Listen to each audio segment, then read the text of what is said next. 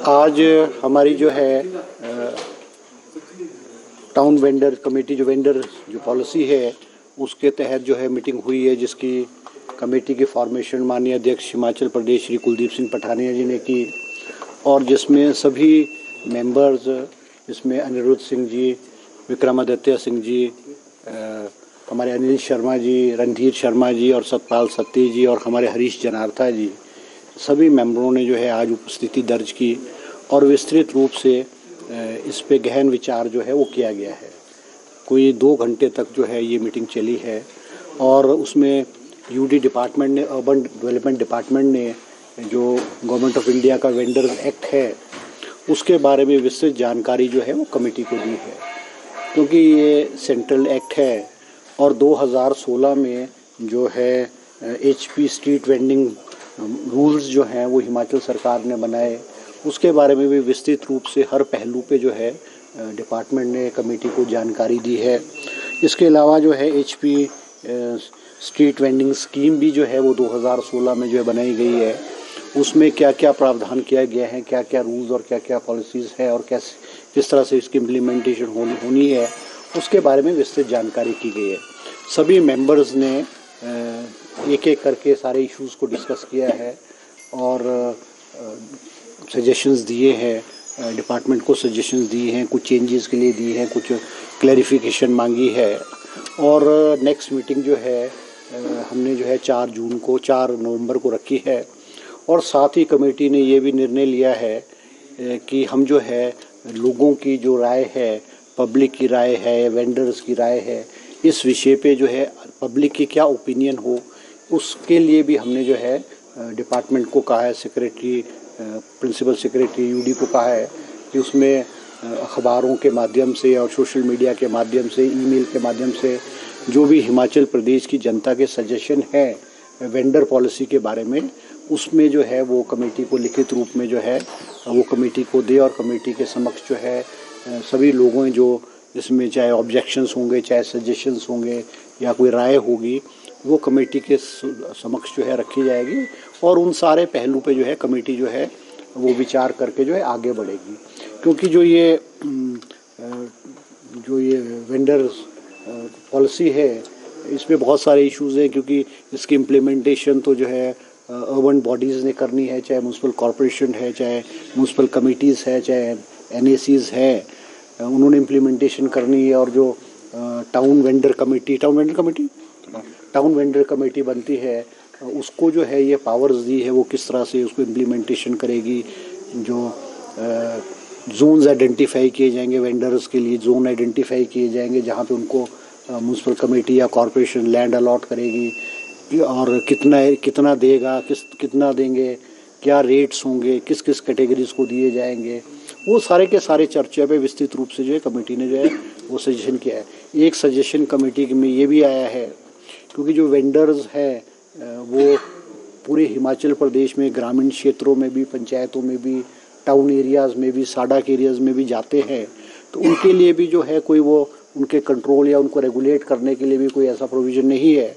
तो कमेटी ने आज गवर्नमेंट को भी सजेस्ट किया है कि ग्रामीण क्षेत्रों में भी जो हमारी पंचायती राज बॉडीज़ है वो भी इस पहलू पे जो है गहन विचार करके कोई रूल्स की फॉर्मेशन करे या एक कानूनी रूप दे, ताकि हिमाचल प्रदेश के जो ग्रामीण क्षेत्रों में भी जो वेंडर्स आ रहे हैं उनको जो है किस तरह से कंट्रोल किया जाए। तो विस्तृत रूप से बहुत गहन चर्चा की है हमने सभी लोगों ने, और नेक्स्ट मीटिंग जो है उसको हमारी 4 नवंबर को जो है वो मीटिंग रखी गई है। सर ये लाया था जिसको अनिवार्य रूप से लागू किया गया है, उसके हटकर कोई फैसला ले पाएगी क्या? नहीं, देखो, जो गवर्नमेंट ऑफ इंडिया का एक्ट है, vendors act government of India का है, क्योंकि ये जो इशू है ये कॉन्करेंट लिस्ट है, ये जो वेंडर पॉलिसी है कॉन्करेंट लिस्ट है, तो उसमें एक ठीक है, वो तो पूरे इंडिया के लिए वेंडर एक्ट जो बनाया है गवर्नमेंट ऑफ इंडिया ने बनाया है, मगर रूल्स की फॉर्मेशन और रूल्स की पावर तो स्टेट्स को है ना। हर स्टेट अपनी सुविधा के मुताबिक प्रदेश को जो भी ठीक लगेगा, अपने प्रदेश के लोगों के हित में, प्रदेश की किस शहर की क्या व्यवस्था है, कितना वहाँ पे एरिया है, वेंडर्स के लिए एरिया अवेलेबल है नहीं है, उस तरह से सारे पहलू पे रूल्स की फॉर्मेशन करना तो स्टेट गवर्नमेंट के हाथ में है। और कई जगह आज सजेशन बहुत सारे लोगों ने सजेशन भी दिया है। माननीय विधायक ने, जनार्था जी ने आज बहुत अच्छा सजेशन, क्योंकि हिमाचल प्रदेश का सबसे बड़ा जो नगर निगम है, सबसे बड़ा शहर है वो शिमला है। अब जनार्था जी ने जो है बहुत सारे सजेशंस कमेटी को दिए, बड़े पॉजिटिव सजेशन दिए, और हमारी कोशिश है कि ये जो है वेंडर एक्ट है, वेंडर की पॉलिसीज़ है और रूल्स की फॉर्मेशन हो, ये स्मूथली हो। किसी कैसे लिए जाएंगे लोगों से, जनता नहीं, मीडिया में, अखबार में निकाले जाएंगे। जो हमने कमेटी ने चर्चा की है कि अखबार के माध्यम से, सोशल मीडिया के माध्यम से, ईमेल के माध्यम से जो है यूडी डिपार्टमेंट को वो सजेशन देंगे, और यूडी डिपार्टमेंट जो है वो नेक्स्ट कमेटी की जो मीटिंग होगी उसमें लोगों के सजेशंस को जो है वो रखेगा, और लोगों के सजेशंस पे हम विचार करेंगे क्या क्या, जो नियम बने हैं इस एक्ट के तहत म्युनिसिपल कॉर्पोरेशन शिमला में, उसमें तो अधिकतर पावर जो है टीवीसी को दी है।